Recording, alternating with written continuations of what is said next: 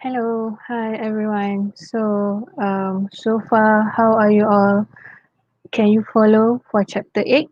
So, if you have any questions, you can always comment in the YouTube videos down here, or you can always WhatsApp in our group. Okay, so now this is the third video for chapter 8. We have one more after this, right? So, let's start.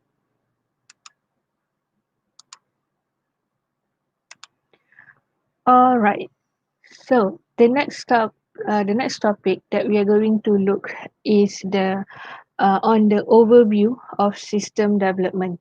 Okay, now previous chapter we also have looked at the stages in the system development, and I think you still remember the diagram here. So this one shows the stages of system development. Okay, we have system analysis, system design, programming, testing, conversion, production, and maintenance. All right. So now we are going to look at a few other issues that exist during the development of a system. Now, how do we link from our previous topic about business process design? Okay, so when you have decided that you need to come up with a new solution with a new technology, okay, you can either develop the system like to follow this method here to develop on your own, or you can buy readily what is available in the market, or you can outsource. Okay, so now let's say that a company and organization, they choose to do in-house development. So we are going to see a few issues. Now, why do they need to create a new system? Because they want to redesign their business process. There's a need for improvement. Okay, I hope you are clear on that. Okay, now let's look here on the first issue here, which is the feasibility study. Okay, feasibility study normally we will conduct on the system analysis phase, which is the first phase. This is very important because we want to know whether is our project or is our system achievable. Is it worth company invest a lot of money into the project? Okay, so we want to see whether it is achievable or whether it is feasible before the company invests money. All right. So it is actually an analysis how successful a project can be completed. Okay, so project managers use feasibility study to determine the potential positive and negative outcome of the project, and before they invest time and money.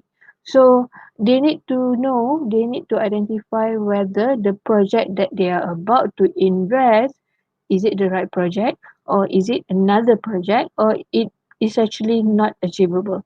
This one can happen if maybe the scope is too wide, or maybe the technology is too advanced that maybe cannot be done in maybe in 6 months. This one in terms of time.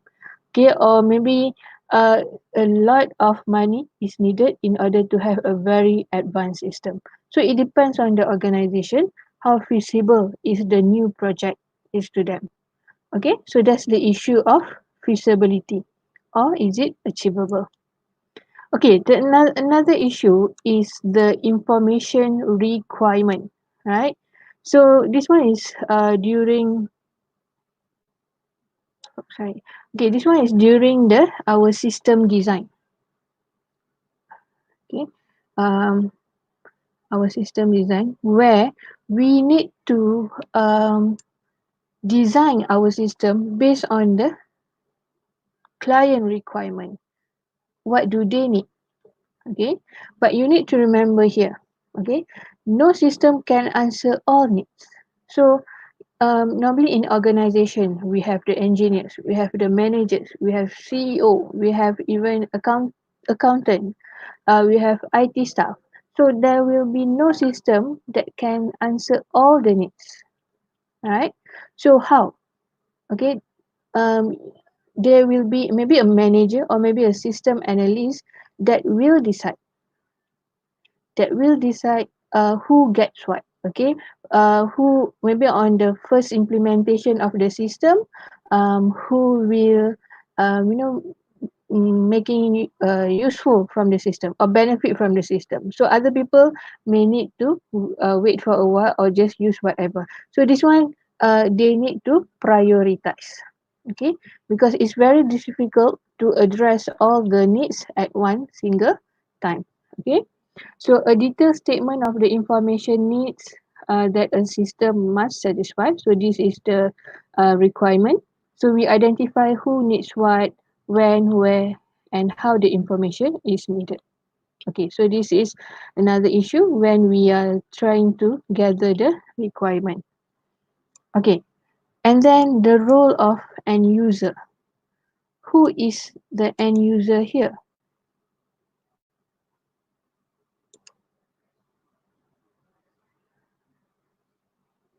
Okay, sorry about that.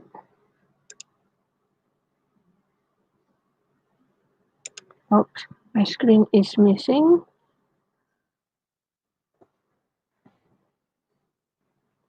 Okay, I hope everybody can follow. All right, so just wait for a while.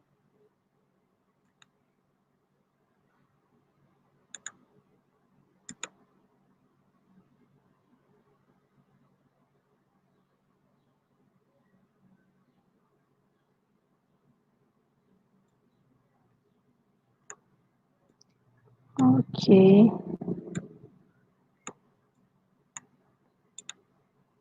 so let me share my screen. This is my screen. Okay, okay. Everybody can see. All right. So where are we? Okay. Right. So we are here, right? We want to see. Okay. The next one, the next issue that we are going to see here is the role of the end user. So end user is very important. Actually, people is the most important part in any system, of course. Why? Because they are the one who going to use the system. Okay. Okay. Because they are also going to supply the requirements. What do they need? All right. So users must have sufficient control over the design process. Means that user must involve. They must involve. Okay. To ensure that the system reflect their business priority and information needs. So they need to always communicate with each other. Okay. They always a group of client and a group of programmer or the managers. Yeah. They need to sit together and list down their requirements. All right. So working on design increase user understanding and acceptance of the system. So user will understand if they are more involved, they are more engaged to the system. Okay.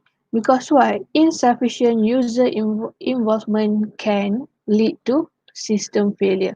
Because why? It do not address the requirement. So requirement to not meet. So when the requirement is not met, the system will fail. One of the reason is because insufficient user involvement. Because you don't communicate a lot with your client, with your user.